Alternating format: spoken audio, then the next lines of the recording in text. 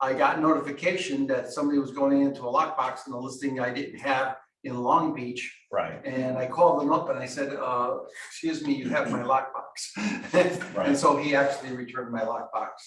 And he had the shopper release code because it was given to him from Mike. So they are programmed, and you cannot, you know, you could actually file a complaint to anybody that they're using a lockbox that hasn't been registered in their name. Right. This is every association has rules and regulations, and they have big fines now. They have big fines occur when you do something wrong, and the rules and regulation of each board. Everybody's a member of South Bay Board, but I've been a member of House Ready's board for. Yeah, it doesn't matter what association you work, because if you're part of the region or part of Southern California, you know, most associations run under the SUBRA. Okay. Now, if you go to San Diego, it's a little different. They use the Sentry lockbox, which is a little different. They use like a credit card instead of an app on your phone. But the reason I want to bring this up to you is because most of us, you know, are barely getting, you know, into the momentum of understanding working with sellers and what it takes. Because one of the things when you go on the listing appointment team is how do you showcase yourself, right? Do you have your marketing in place? Do you have your listing agreement in place? Remember, the goal is to what? Walk into that listing appointment, secure that listing, walk away with a listing agreement signed, right? Now, what is the typical time that you should be spending with a seller on a listing appointment? Any thoughts? I would say about an hour and a half. Okay, Jim is saying about an hour and a half. Anyone else have any to thoughts? Explain everything and show them your presentation. You don't want to stay too long, but you don't want to do too short either. Okay. Okay, so an hour and 30 minutes. 1 to 2 hours. 1 to 2 hours. Okay. All right. Is that something that you're going to be saying when you're prospecting for a potential seller? That it's going to take me about an hour and 30 minutes? No, Not really. No. I'm gonna be in now in 10 minutes. Yeah. Yeah, absolutely.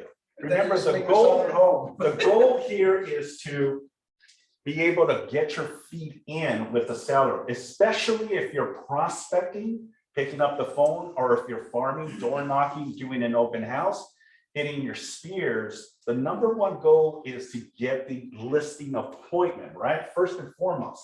But in order for you to get the listing appointment intact, the way you approach it is, I'm not going to say something, well, it's going to take me about an hour or 2 hours to give you the introduction of what I'm planning to do, right?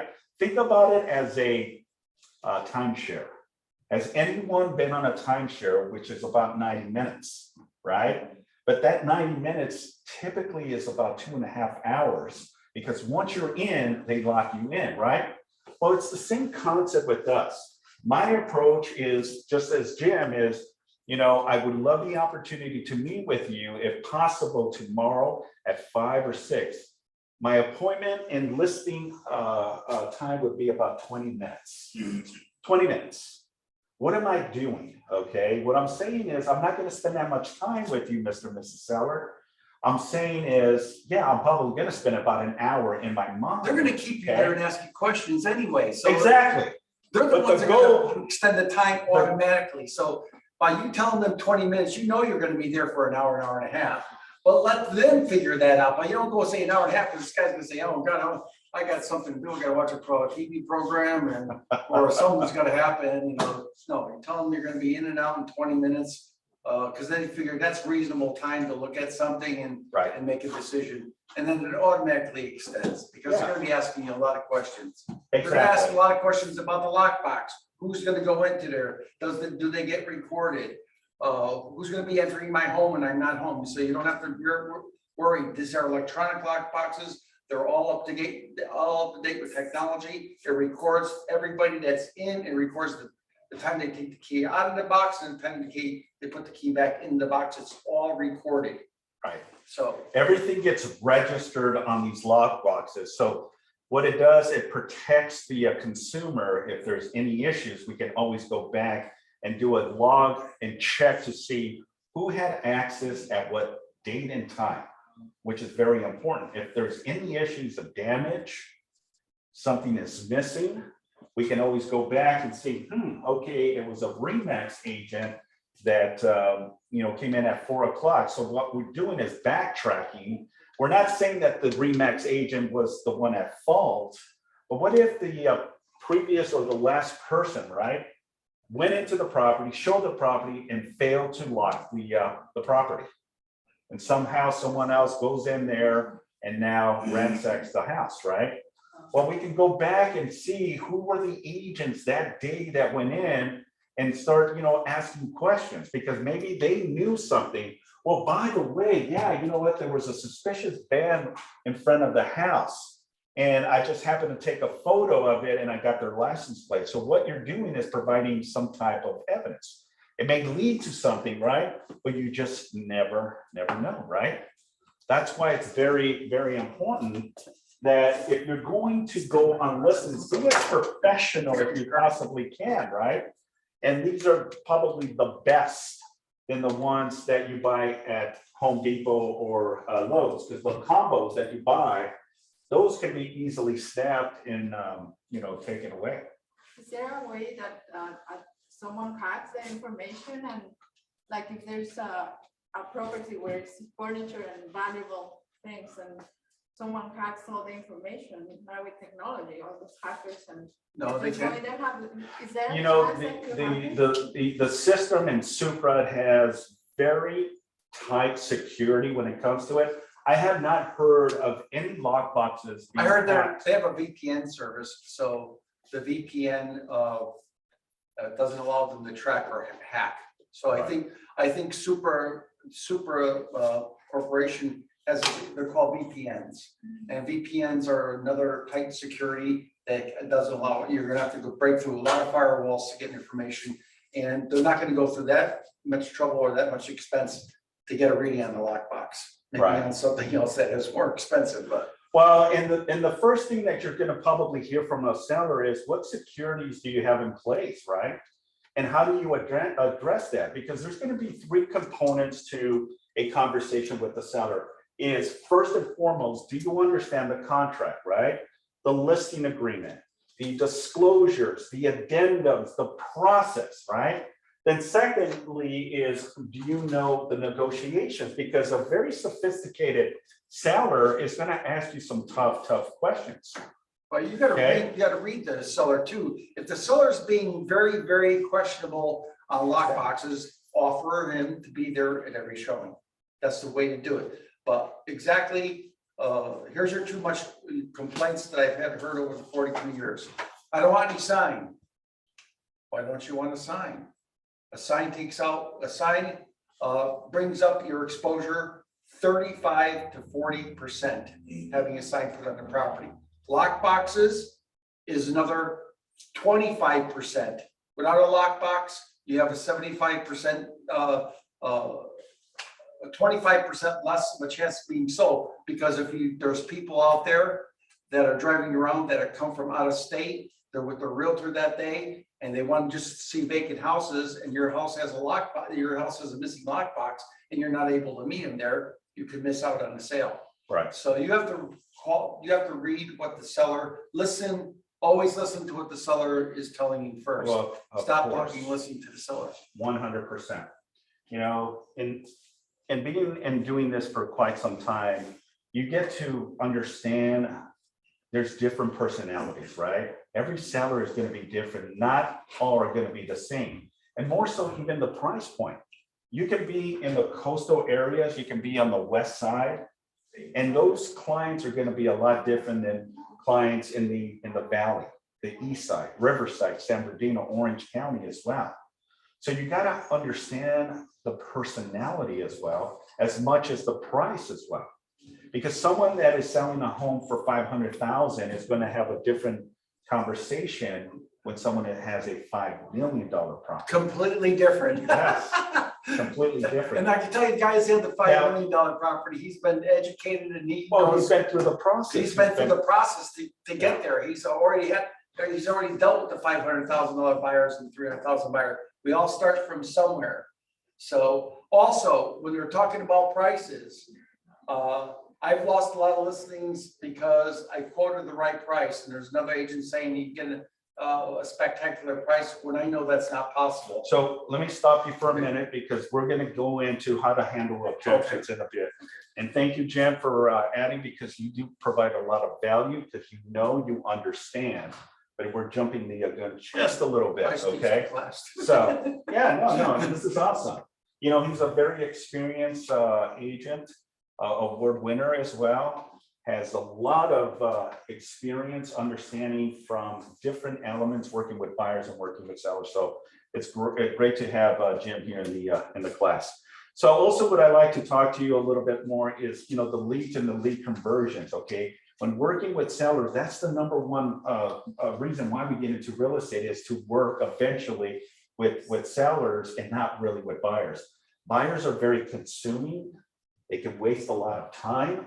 There's no guarantee that your offer or even the buyer will want to work with you as well. So there's many variables and elements to working with the buyer. Whereas a seller, you go in there, you connect, right? And they say, yeah, where do we sign? You list the property, you input it on the MLS, you get a professional photographer to go out there and take professional images of the home. And then you just wait for offers to come in. Maybe do an open house to generate your own clients. Possible another listing from it. I'm just giving you some examples and how you can navigate this opportunities, because yes, every seasoned real estate professional wants to just focus on sellers, because you can work with 10 sellers simultaneously, but try working with 10 buyers simultaneously. You go crazy. It's impossible. You would have to leverage yourself. You cannot be in 2 to 3 places at the same time. Especially if they work Monday to Friday, the only time they have to go look at homes is on the weekends. You know what I'm saying? From every listing, you should get Yeah. at least one other listing and 2 other buyers. So you got to take advantage of these listings in your Right. open houses. So it's a golden opportunity. If you don't have any listings, or go see Simon, and we have open houses sometimes. Well, this It is, gets busy again. and this is where, mentorship's definitely housed for the newer agent or the agent that has not worked with the seller, holding you by the hand, going through the initial process. I made okay? all my money first sitting open houses. Absolutely, me too. Me too. The buyers Open are walking in houses. to you. They're coming to you. Open houses are the best way.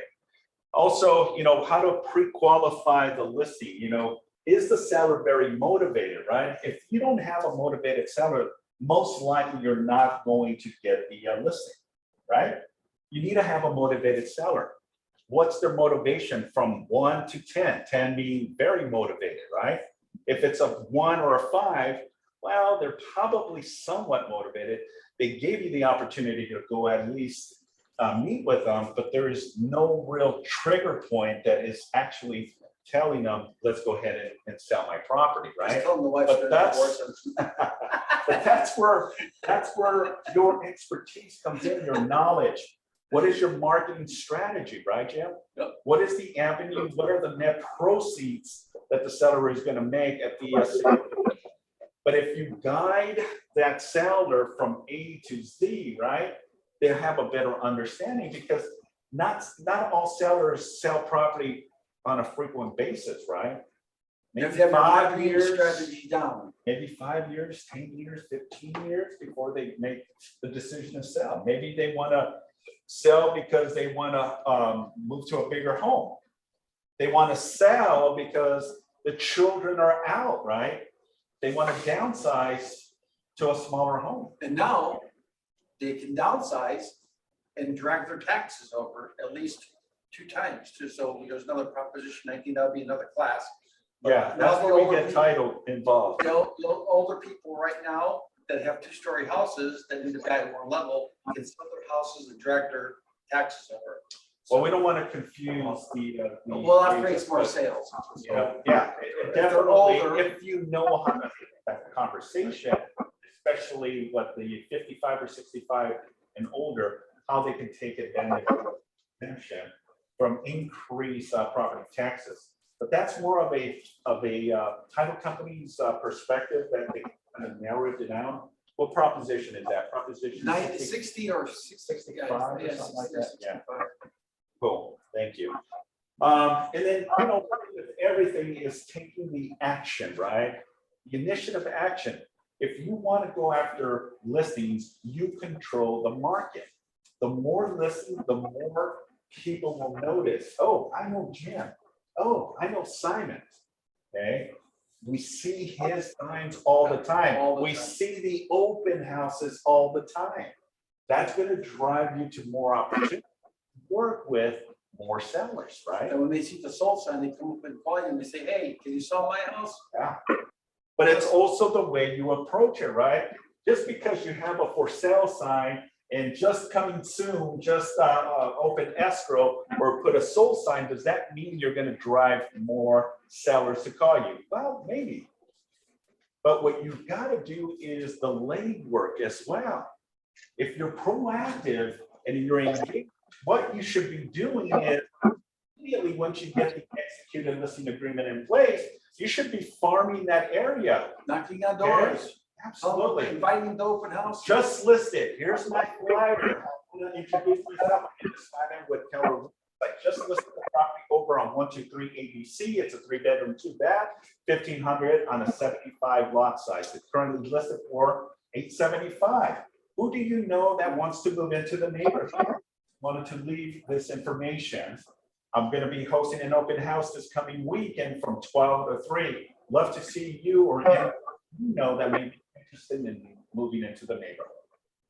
That's it. Tell them I'm always starving. For food. For the sale. Yeah, absolutely. Absolutely. I love it. All right, so let me get Shakita on mute. Someone has some back.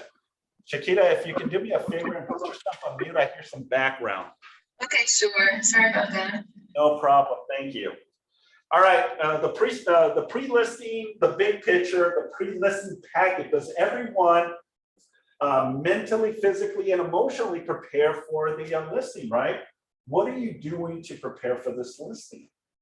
You should have your pre-listing packet, your listing agreement in place, your marketing, right? Your comparable market analysis, what the marketing looks like. Now, here at Keller Williams, we have all that. But understand how you're going to approach. Now, most agents that are newer will go with the flow of what we have. The seasoned agents, okay, will do things a little different, okay? I do listing presentations whole different than what you think. But that's my perspective. That's the way I do it. And you're more comfortable feeling that way. And remember, when you're seasoned, you're automatically scripted. When you're new, you're kind of following a script. So right. When you get to be doing it, after a while, you don't have to look at it and say, hey, this is this. You can just tell them right. exactly what you have. So question. So Simon, what do you do that's different? That's a very good question.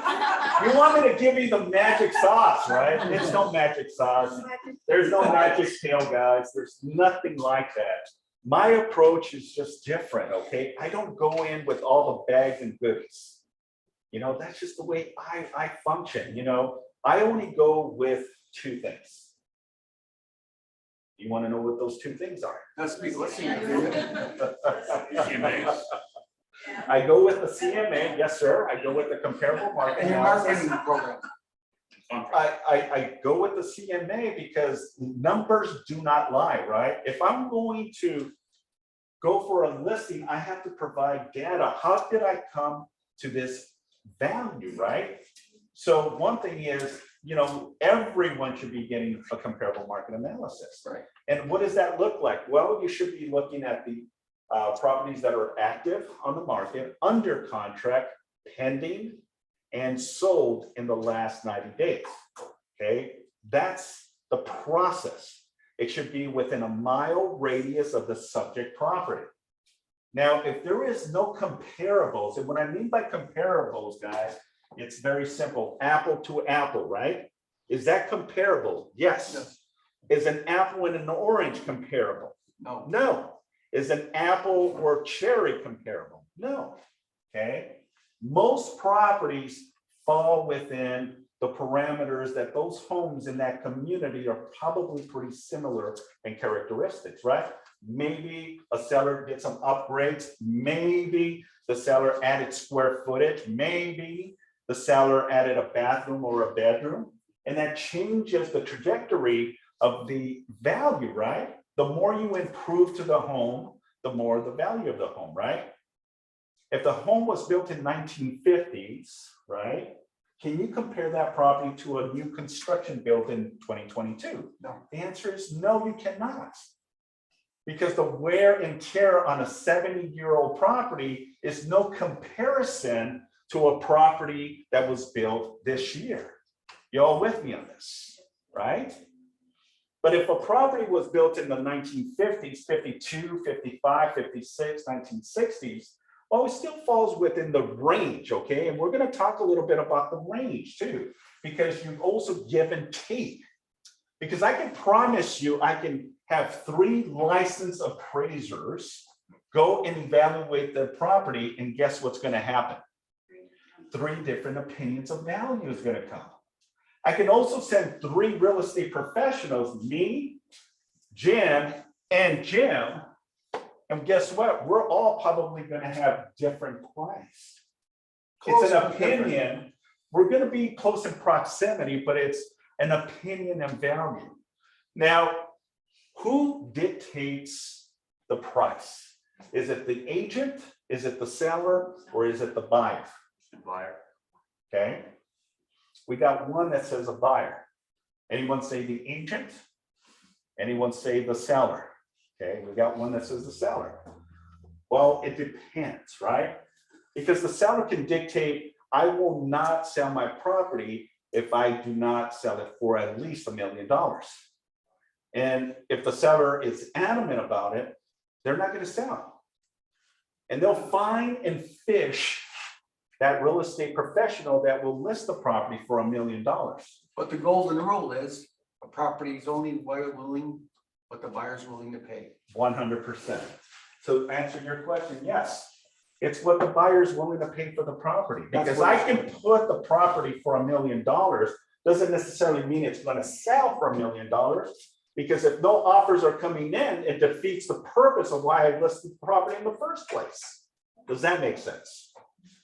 So we have to look at trends. We have to look at what the property and the area is going for. That's why those segues of active, under contract, pending, and sold shows you a big picture. Now it kind of gauges where we should base the property value. Hold that thought for a minute. Okay. Now, the way you would approach this, and this is why I love and I have a passion for, mastering listings, and I'm going to get back to what I do differently, is, you always want to give the seller the perspective is you have their best interests, right? Mr. and Mrs. Seller, my number 1 priority is to make sure that I take care of your best interests, which it should be.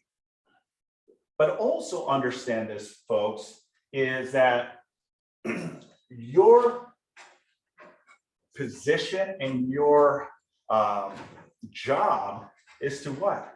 Sell the property. We are not in the babysitting aspect of it. Who wants to babysit houses, right? Have properties that you listed but never sell because we don't get paid for it, right? This is why you got to have a roadmap of understanding the process and having control of the direction of how you're going to navigate. Because the minute that the seller controls, it's game over. Game over. The moment that you have control, then you will sell that property. Okay? You will sell that property. Now, going back to what I was saying earlier, in my approach, and it's different for all top performers. In the beginning, we tell you, take your listing presentation, your marketing, all the maybe a bio of yourself, okay? Have a nice little presentation, know your scripts and your dialogues, understand objection handlers, right? all that's good when you're new and you don't know the process. But when you get to a level of high performers, they're systematic. They already know, they're 2 steps ahead of the game. They understand the process. They already know what the property of the value of that home or that neighborhood. All they need to do is go quickly look at the property and determine what upgrades has the seller done. Because that's why it's important to go and physically look at the home. Why? Because we want to see what amenities, what upgrades that we don't know over the phone. We don't know over data, right? The MLS is not going to tell us, that the seller had this beautiful kitchen done, right? We don't know what upgrades the seller has done until we physically look at the You property. should always look at the outside of the property too. So if you go on an appointment Yeah. at night, say you like to come back and just check the outside of the property for you gotta be able to recognize, see termite damage or dry rot. These are things that are gonna come up in this sale. It can make or break the sale because he could sell the property and all of a sudden on the contract is gonna be a prerequisite for termite completion. And he gets a termite completion report and it costs him $10,000. And he says, no, I'm selling my property. I'm not paying for this. So now you lose a deal because of a termite inspection. That's why every time I list my properties, I get a termite inspection within 24 to 48 hours. So that seller knows what he's faced with in case we do run into the termite. If he says, I don't want to pay any termite fees, then I put that in the listing because usually people are not including the termite report on the contract anymore. Because once it's on the contract, the lender wants to see a completion report. They usually put it in their request for repairs. Yeah. Also, please define pending and under contract. Under contract means they haven't done their inspections yet.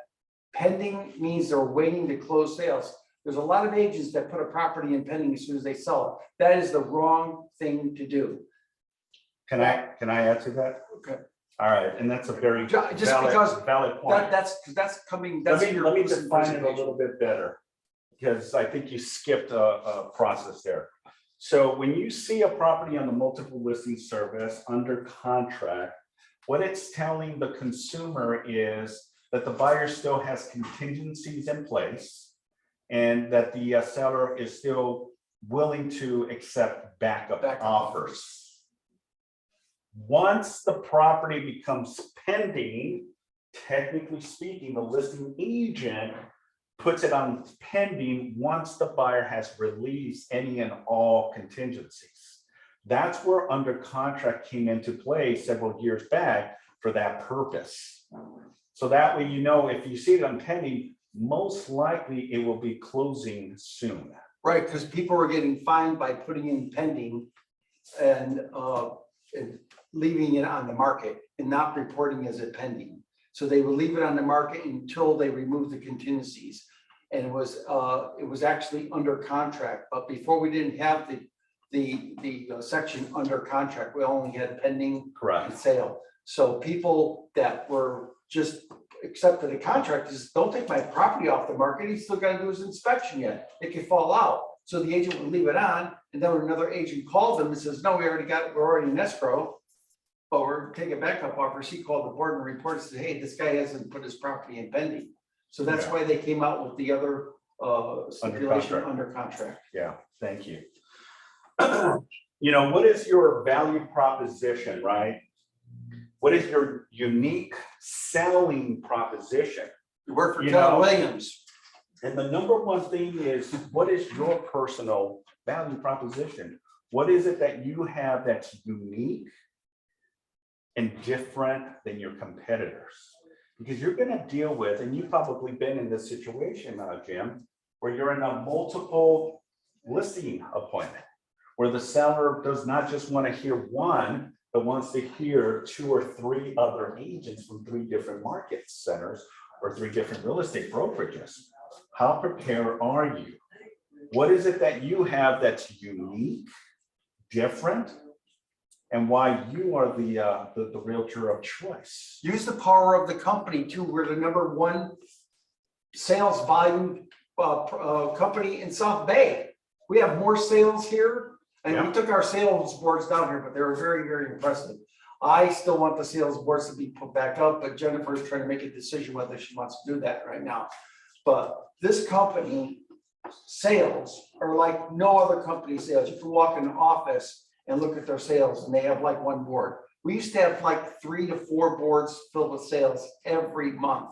We're the highest volume, highest producing sales office. So not only the strength of yourself is the strength of your company that work for it. The company has a good reputation of being the #1 sales process. And- You have Keller Williams. And this is where a lot of agents had that misconception. Well, Simon, I haven't sold anything.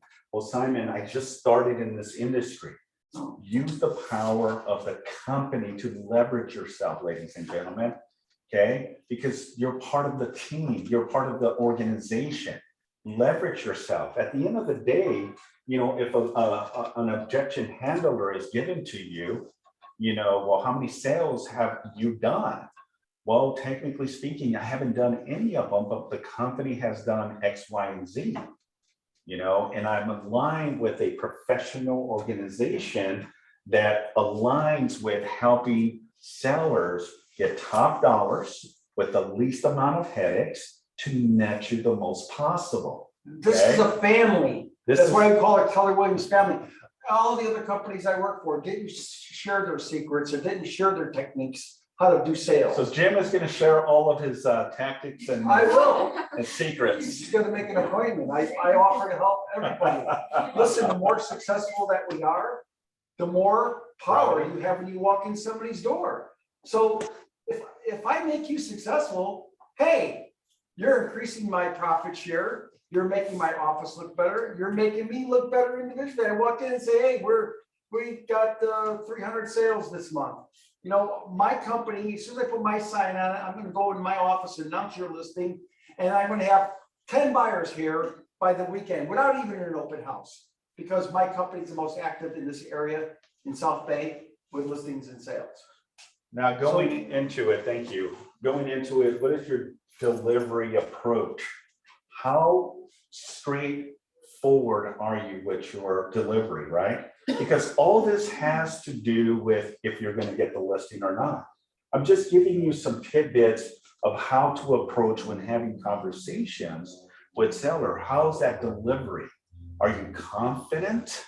Are you comfortable? Are you unsure? Do you have? Sean has a question. Yes, sir. I have a question. Going back to the marketing, how you said to, tell them, what kind of unique things you can bring. I saw that in the scripting and I wasn't sure with a finite number of ways to market, so many other agents out there, what kind of unique things are actually out there that you could do? Run that by me again. I'm sorry. You say that again? What I'm saying is, when I was going over the scripting and what you just mentioned was that we should bring something unique, to tell the client, about how we can market the house.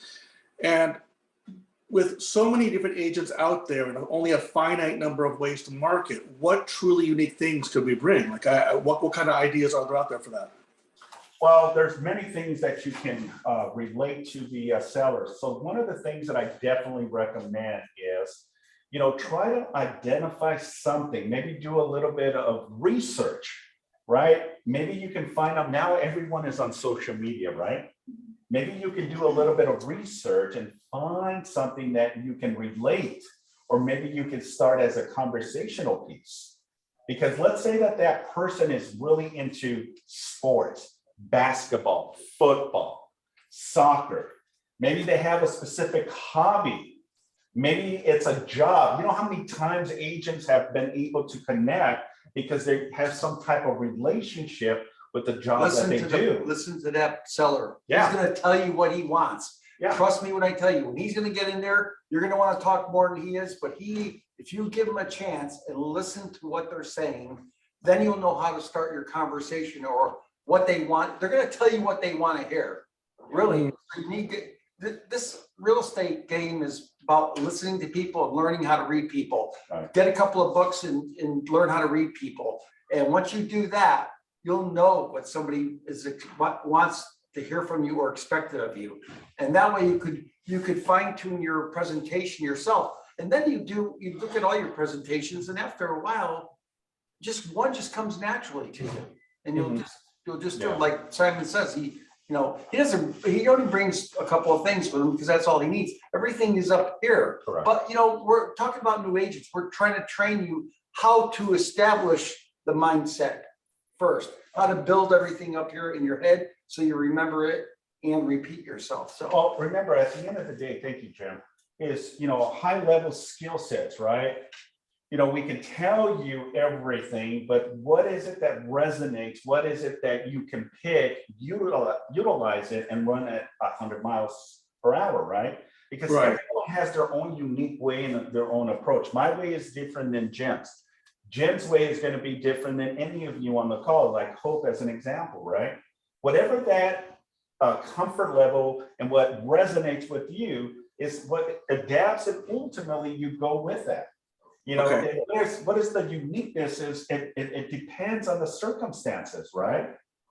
What I do is I do a little bit of research. If I know the sellers, I'm going to start researching and maybe see what they have on social media, Facebook, Instagram, and maybe they just had a newborn baby. Maybe, their daughter or son got married, and then I can use that. Remember, it's about breaking the ice because this is a relationship-based business. How do I build that relationship and ultimately finish it to the finish line is knowing how to connect at a high level, creating those clients for life, right? Because you want these clients to be your repeated clients in the future that are going to refer you more clients as well. you walk in a house and they have two small kids, you ask them, hey, what time do your kids take a nap? I'll do no showings from 4 to 6. They're gonna say that, wow, this guy thought of everything. He saw my kids. So the first thing when you see kids is, are they taking naps? When's it a good time to show it? Because that wife is going crazy with that 2 and 4-year-old, driving them nuts all day. And then she wants to put them down for an hour. She doesn't want them to be waking up. That's her time.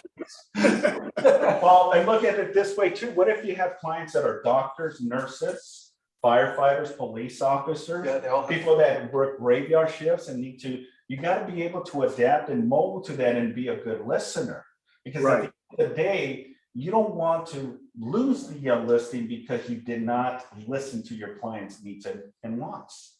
So looking at the big picture and how you effectively consult with the clients. Remember, you're consultants at the end of the day. Your job is to consult your client to navigate any and all questions they have, but ultimately the end goal is to be able to sell their home, right? Because we get paid when the deal closes, when it records, and it still takes a couple more days before you actually get a commission. Okay, so understand the concept and the steps of your listing. So it should be by doing your homework, right? As soon as you get an opportunity to do an appointment, you should be on the multiple listing service. Okay, checking comps, right? Doing all the research, the comps on the CRMLS, the multiple listing service, and also the tax as well, off-market transactions, because there's a lot of real estate deals that close with the never hitting the MLS. So you want to also cultivate those as well. You go to Realist through the MLS to see off-market deals as well. Those are the stuff that closes in the county recorder that never hits the MLS, because you're trying to compare, what am I missing? What's something that I don't see that I can use that as a potential value point in order for me to list the property, right? And all properties should be listed at or just below market value, okay? And if you don't know and you're still struggling with the value, bring it to our attention. You know how many times I've had emails, Simon, can I get a second opinion, your thoughts? Can you give me your perspective, your opinion on value? I'll run some comps for you as well. My job is to support you as well. They don't do that in any other company. Yeah. So think about it as a resource as well, ladies and gentlemen, okay? We're here to help you. And then we have appraisers too that I have connections with. If we need to go in that direction, by all means, we'll get a licensed professional to give us their opinion of value. Remember, it's an opinion of value, doesn't mean it's set in stone. At the end, as I said earlier, it's what the buyer's willing to pay for the property, right? Yeah, kudos to the agents that list the property accordingly to the market and get multiple offers that raises that price, where now the seller has control to release certain contingencies, okay? But it's good stuff. Now, once you get the listing, right, congratulations, you got the listing. Now you go to work, right? First and foremost, before you even service the seller, you're unemployed, right? How do we get you employed? It's a charisma, it's your approach, it's eye contact, it's smile, it's a firm shake, but more so is being on time. If you know you have a listing appointment that is scheduled at 3 p.m., make sure you're 15 minutes prior to your appointment, All the time. okay? Do not, and I repeat, do not be late. That does not show well. That already shows some doubt to your clients. Be on time. Does that mean be there door knocking the seller 30 minutes prior? No, okay? Respect the time. So if it's at 3 p.m., 15 minutes, 30 minutes, prepare, mentally prepare. What are you going to do? What are you going to say? And how are you going to cultivate that opportunity so you walk away with the listing in place? Or at least with the yes, we're going to list with you. And you never know, there might be traffic. Don't be late and just say, yeah, I was in the traffic jam, because That's a poor the excuse. people think that's a poor excuse. That's Yeah. why I always get there 15 minutes at a time. I'll text them, I'm outside, would you like to come in? I can do some work in my car, wait for you if you're ready. And I usually say, no, just come in, or, you know, and then they're impressed that you're there early. Yeah. Everybody hates somebody that's late.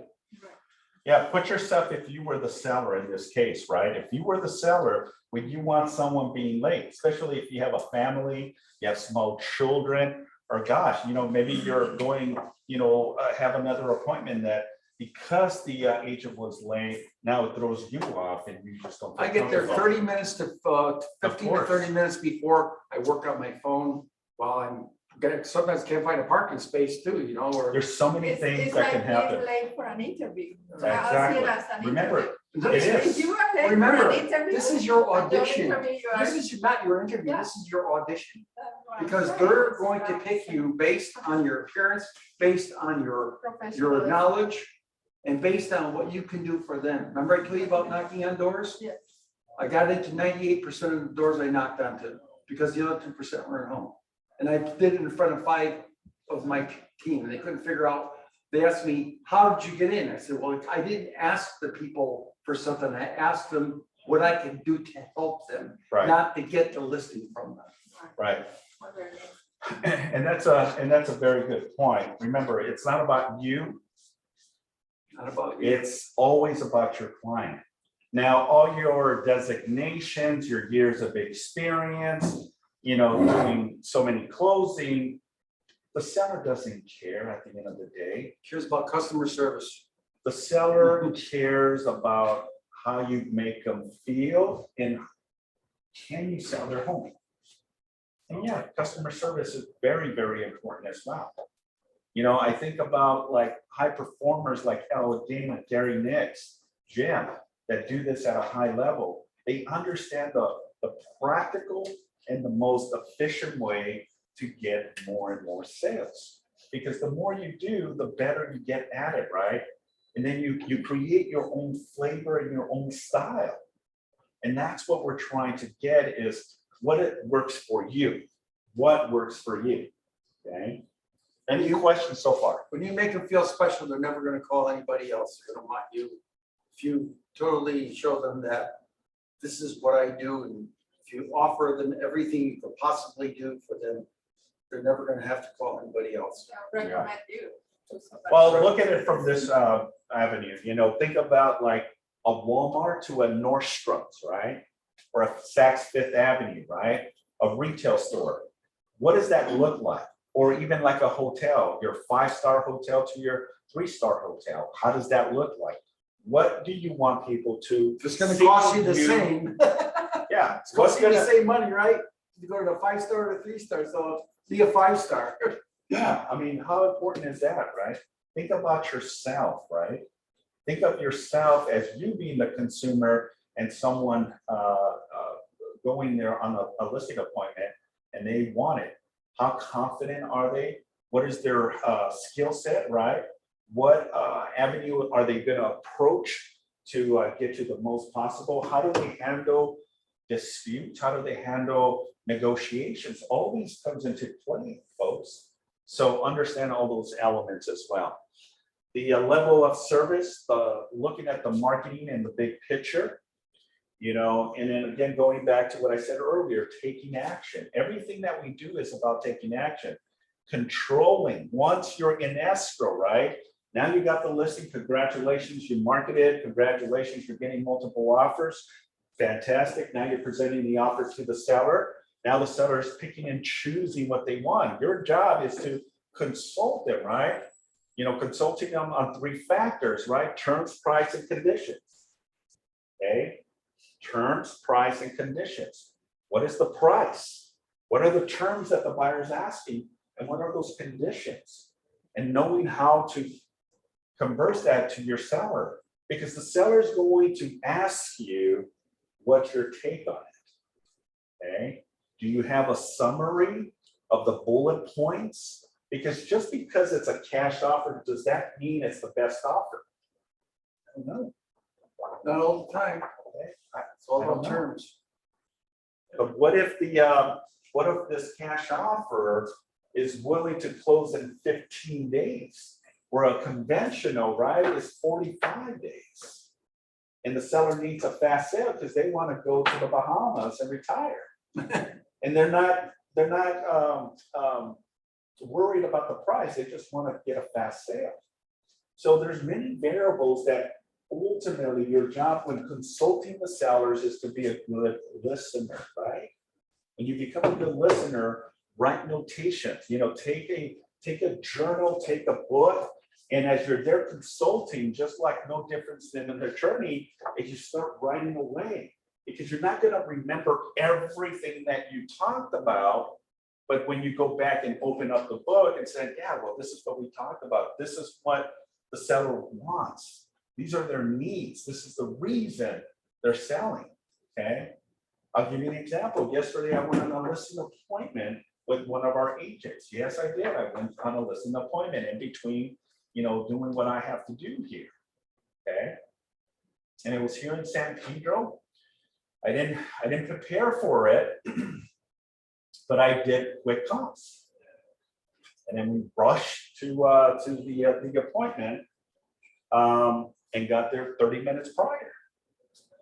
Now the agent was super nervous and I kept telling her, it's gonna be okay, you got this. You gotta go with the right mindset too, right? A positive view of it. You know, the goal is to get the listing all the time, right? And even your top performers, guess what? Don't get the listings all the time. But it's the way you approach it. And immediately we got there, we kind of strategized, we quarterbacked, and I said, I'll take the lead. And the seller didn't know I was going to be there. So I prepared, I says, I'm assuming you probably didn't tell her, or excuse me, tell him that you were going to bring someone else. She goes, no, I didn't. Okay. But this is what shows the ability when you get to a level of comfort, and you know, it doesn't matter of the elements. Well, for me, it doesn't. Because I can go on a $10 million listing just as much as $100,000. It doesn't matter. I know how to approach it, just like your top performers. What I'm saying here is, how do you climb that level? Your skill sets, practicing, knowing the contracts, knowing data, all these are important perspectives and elements to your success. I just went in with the win. I didn't prepare for it. I didn't have any marketing. We get there, and immediately I introduced myself.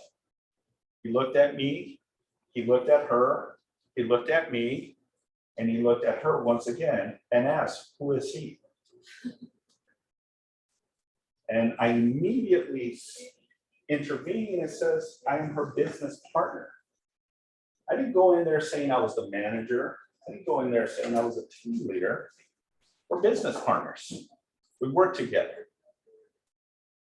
You got the best of two of us with many years of experience. Makes it look a lot much better, because then he doesn't have a doubt in his mind, say, well, I'm her manager, I'm here to help her. Yeah, No. yeah, yeah. I would never go in that avenue. It's And like saying, "Hey, she's ultimately, the crazy, first I'm here thing to I help her." say is, you know, please show us your home. Please show us your beautiful home, okay? So immediately he took us on the outside. It's a detached garage.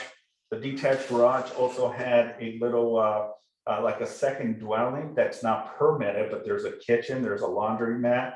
There is a bathroom, but with no toilet because the city of San Pedro and the county, well, the city of Los Angeles does not allow because it doesn't have the permit. So he says, I cannot put a bathroom here. I cannot utilize it as a second dwelling, and I cannot generate rental Easily income for converted that. though.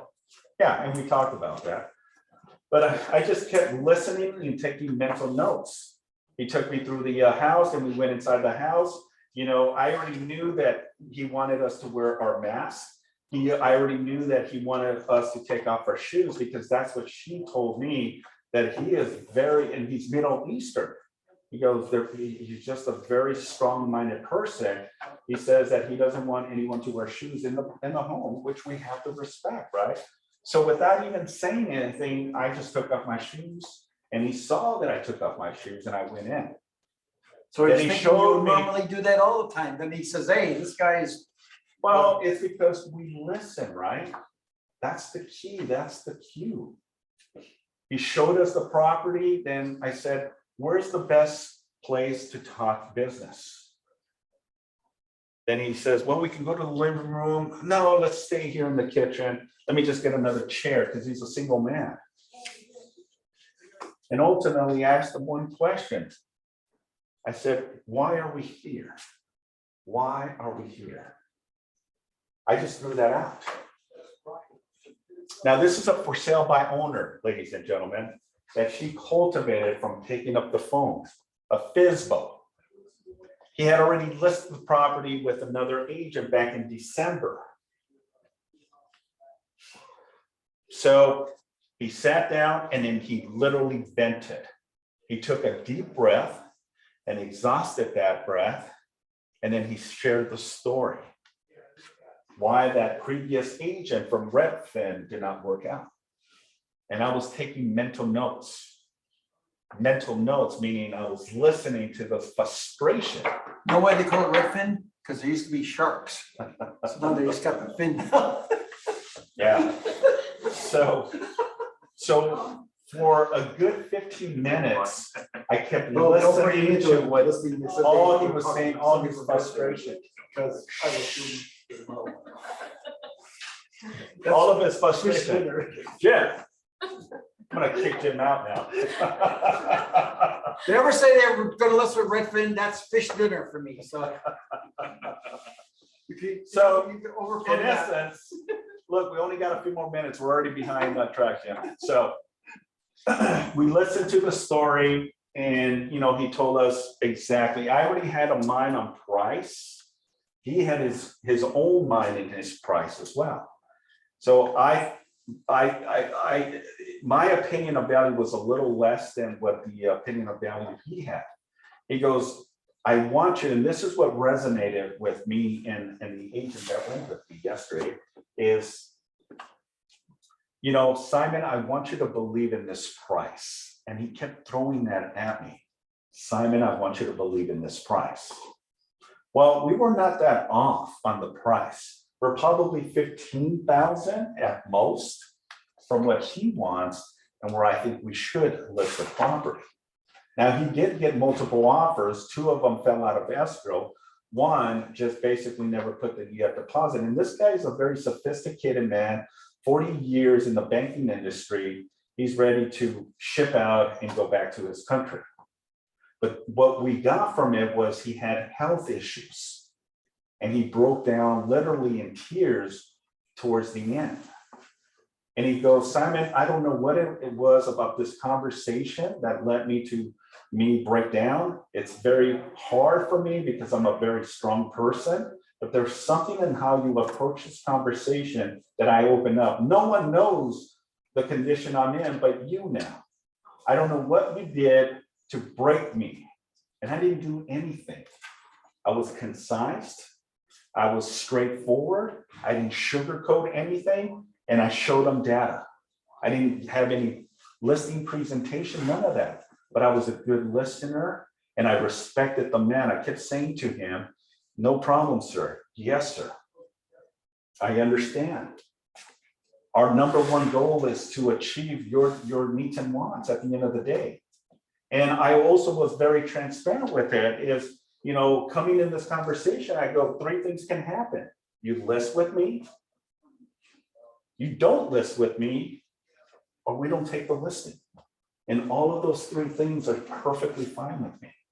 What am I doing? What am I showcasing? Then it doesn't matter if I go with a listing or not.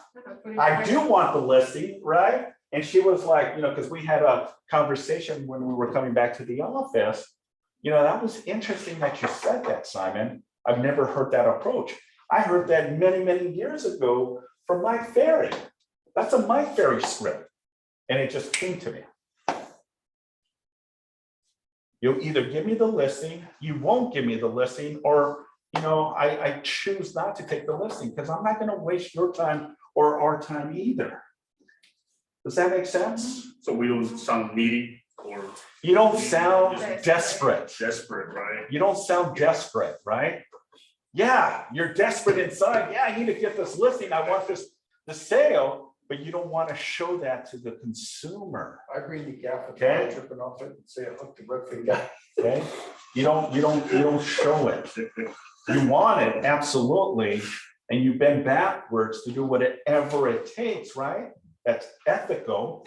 But at the end of the day, I'm okay not taking the listing either. If we don't see eye to eye, I am not going to take a listing if it doesn't make any sense, because why would I take a listing that it's not going to sell? My job is to sell your home, not to babysit the home. Now, anyone and everyone can tell me different. They can say, well, Simon, I can get potential leads from it. Yeah, you could. You can get another possible listing from it. You can get buyers from it. Yeah. But that's not my intention. I want the listing so I can sell, so I can get paid. I don't know what the future holds, but I know what I need to do to sell this home. Does that make sense? Okay. So I want you to go in there with the practical and anchoring that position that you will walk away with the listing. And I was okay, with or without it, even though this was not even my listing. This was for her. I went there voluntarily to help her. Okay. So we agreed to the terms and we were okay. And she got the listing. We walked away. We probably took about 40-45 minutes at most.